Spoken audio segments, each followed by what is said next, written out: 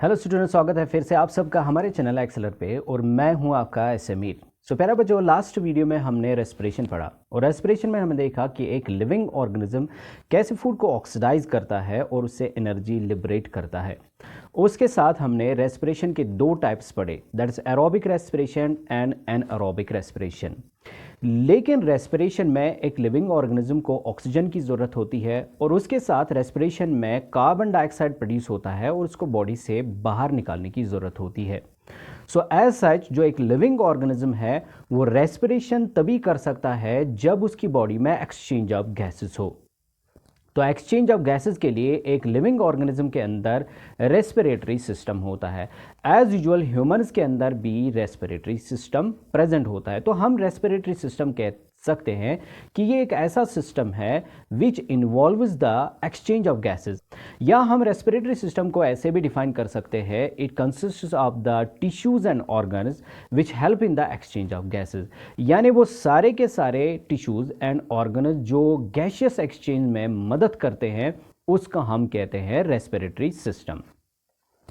अब human respiratory system जो होता है इसको हम दो पार्ट्स में डिवाइड कर सकते हैं, that is the upper respiratory system and the lower respiratory system.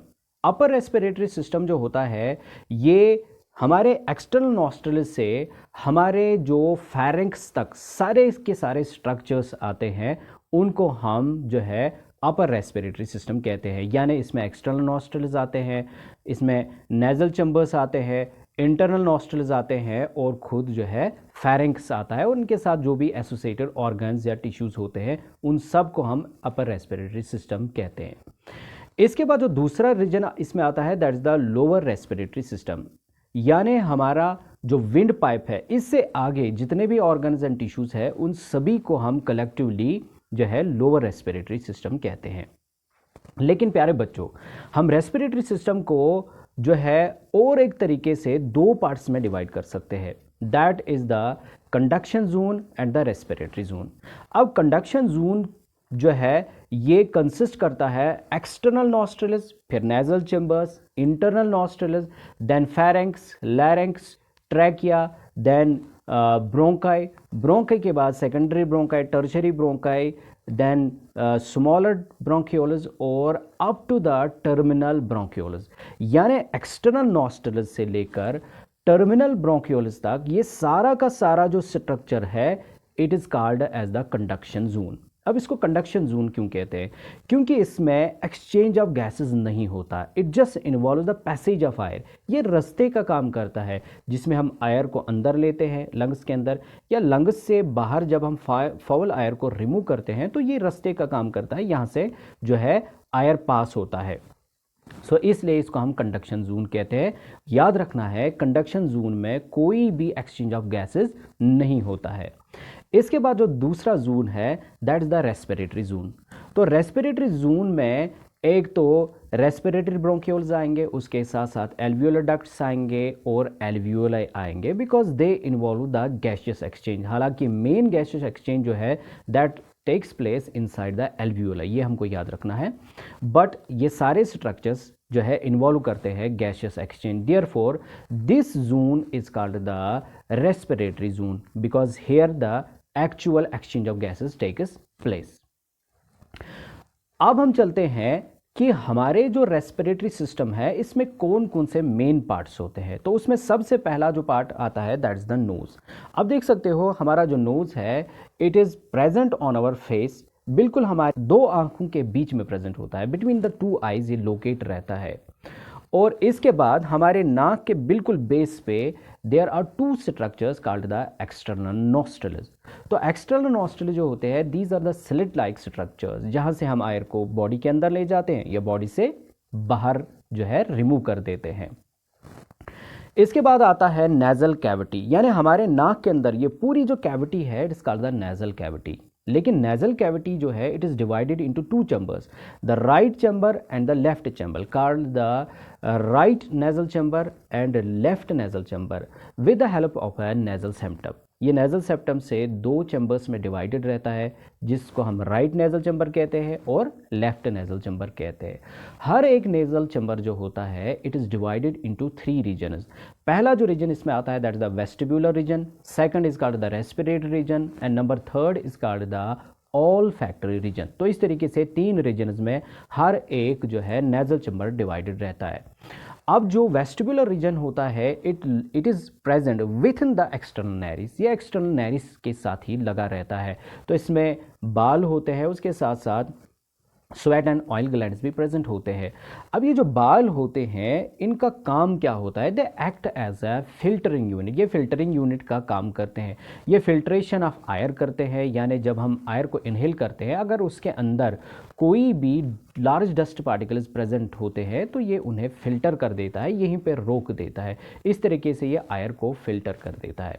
इसके बाद हमारा सेकंड रीजन स्टार्ट होता है that is the respiratory reason. अब जो रेस्पिरेटरी रीजन होता है ये कवर रहता है विद द रेस्पिरेटरी एपिथेलियम, जिसमें pseudo stratified ciliated columnar epithelium present होता है।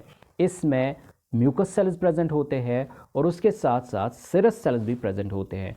म्यूकस सेल्स म्यूकस प्रोड्यूस करते हैं और जो सिरस सेल्स है they produce a watery fluid. अब हमारा जो रेस्पिरेटरी रीजन होता है ये जो है हाईली वेस्क्यूलर होता है, यहाँ पे बहुत ज़्यादा ब्लड वेसल्स प्रेजेंट होती है।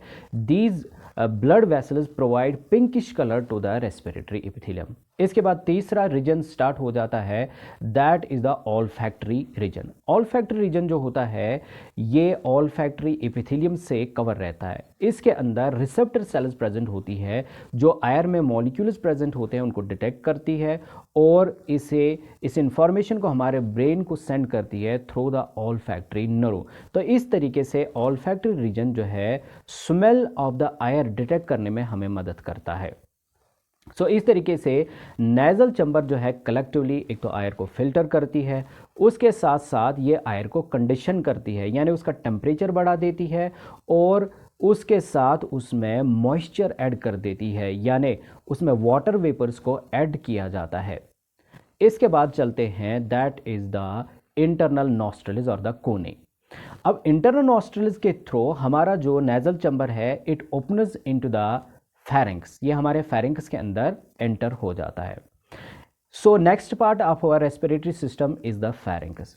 फेरिंक्स जो है it is a vertical tube like structure जो बिल्कुल हमारे बकल कैविटी के पीछे प्रेजेंट होता है। It is 12 centimetre long tube like structure, ये इसकी जो लेंथ होती है वो 12 सेंटीमीटर होती है और ये 3 रीजन्स में डिवाइडेड होता है। इसका जो ऊपर वाला रीजन होता है that is called the nasopharynx, जहाँ से नेजल चैम्बर कनेक्ट होता है हमारे फेरेंक्स के साथ थ्रू द इंटरनल नॉस्ट्रल्स। और इसका जो मिडल रीजन होता है दैट इज कॉल्ड ओरोफेरेंक्स, और ओरोफेरेंक्स के थ्रू हमारा ओरल कैविटी कनेक्ट होता है विद आवर फेरेंक्स। फिर इसका सबसे नीचे वाला रीजन जो होता है दैट इज कॉल्ड द लेरिंजोफेरेंक्स। अब लेरिंजोफेरेंक्स के ज़रिए से हमारा जो फेरेंक्स है it opens into the 2 tubes, ये 2 ट्यूब्स में ओपन हो जाता है। आगे से ये ट्रैकिया के अंदर ओपन होता है which is also called wind pipe, और पीछे से ये फूड पाइप के अंदर ओपन हो जाता है which is also called the oesophagus. अब ट्रैकिया जो है इसका जो अपर पार्ट होता है that's called larynx. So the next part of a respiratory system is called larynx. Larynx जो होता है it is a short tubular structure जो कार्टिलेजिनस बोन्स का बना होता है। इसके बीच में एक जो है गैप होता है विच इज़ कॉल्ड ग्लॉटिस। तो ग्लॉटिस के बिल्कुल ऊपर एक लीफ लाइक स्ट्रक्चर होता है विच इज़ कॉल्ड एपिग्लॉटिस। जब हम फूड को स्वेलो करते हैं या वाटर ड्रिंक करते हैं तो जो विंड पाइप है इट मूव्स अपवर्ड्स, और जो ग्लॉटिस है ये एपिग्लॉटिस के साथ कंबाइन हो जाता है।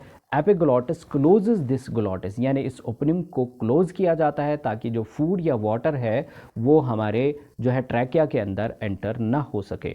अगर कोई फूड पार्टिकल या वाटर हमारे जो है ग्लॉटिस के अंदर एंटर हो जाता है यानी हमारे लैरिंक्स के अंदर एंटर हो जाता है तो वहाँ पे एक इनवॉलंटरी मस्कुलर कंट्रैक्शन स्टार्ट हो जाता है which is called the laryngeal spasm. So इससे सीवियर टाइप की कफ प्रोड्यूस होती है, तो जो फूड पार्टिकल है उसे फिर से वापस जो है धकेला जाता है out of the wind pipe.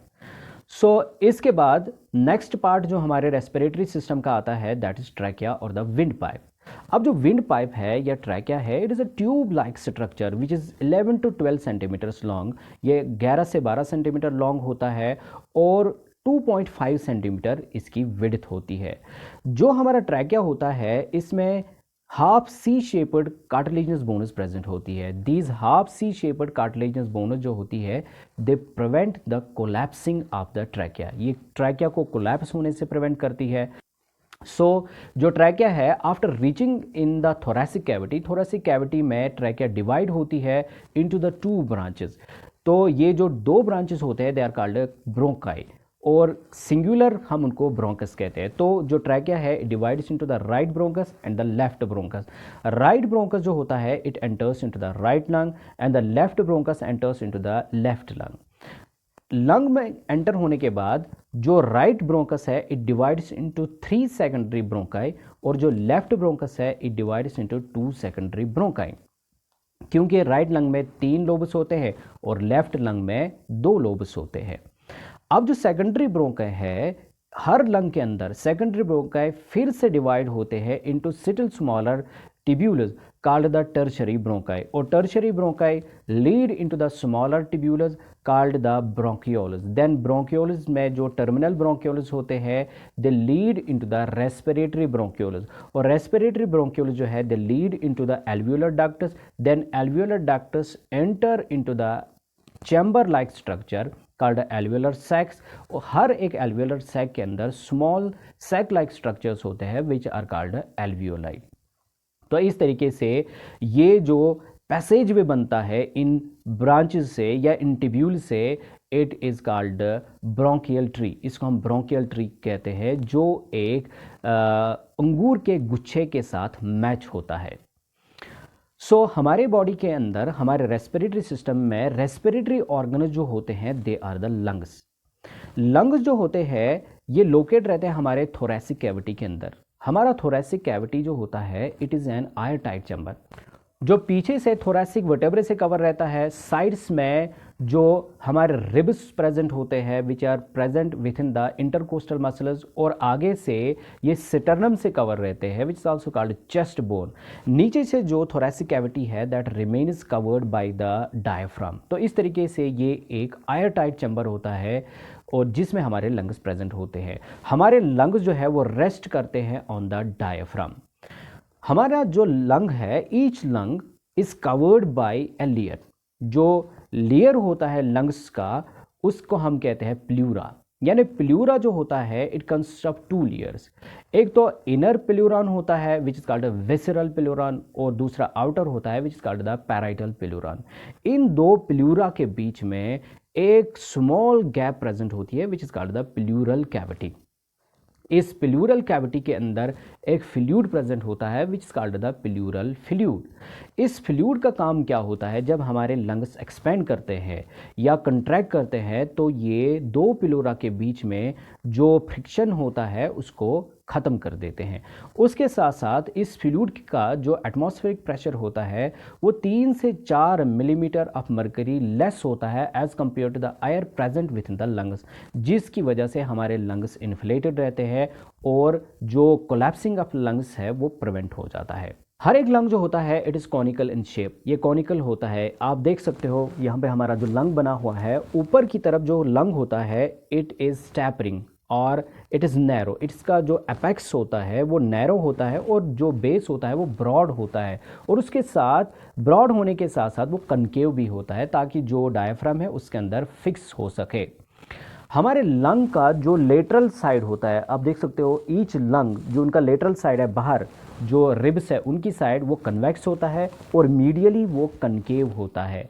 हमारा राइट लंग जो है वो बड़ा होता है as compare to the left lung और उसके साथ लेफ्ट लंग में एक नॉच प्रेजेंट होता है जिसे हम कार्डियक नॉच कहते हैं ताकि ये हार्ट को वहाँ पे जो है एडजस्ट किया जा सके। तो इस नॉच को हम कार्डियक नॉच कहते हैं। But the actual exchange of gases takes place in the alveoli. सबसे ज़्यादा जो एक्सचेंज ऑफ गैसेज होता है वो एल्व्यूलाई के अंदर होता है। हर एक लंग के अंदर there are billions of alveoli. तो बिलियंस ऑफ एल्वियोलाई प्रेजेंट होते हैं। अब एल्वियोलाई के चारों तरफ जो है ब्लड कैपिलरीज प्रेजेंट होती है which are called the pulmonary capillaries. इन कैपिलरीज के अंदर जो ब्लड होता है उसमें कार्बन डाइऑक्साइड की कंसंट्रेशन ज़्यादा होती है as compare to the alveolar air, और इसी तरीके से जो एल्वियोलर एयर होता है उसमें ऑक्सीजन की कंसंट्रेशन ज़्यादा होती है as compare to the blood. As such blood से कार्बन डाइऑक्साइड एल्वियोलाई के अंदर एंटर हो जाता है और एल्वियोलाई से ऑक्सीजन ब्लड के अंदर एंटर हो जाता है और गैशियस एक्सचेंज टेक प्लेस होता है। सो इस तरीके से हमारा रेस्पिरेटरी सिस्टम गैशियस एक्सचेंज में अपना रोल प्ले करता है। होप कि आपको आज का हमारा ये वीडियो समझ आया होगा। अगर आपको हमारा ये वीडियो पसंद आया तो हमारे चैनल को सब्सक्राइब ज़रूर करें और हमारे जो आने वाले वीडियोज़ है उनको भी ज़रूर देखें। Thank you.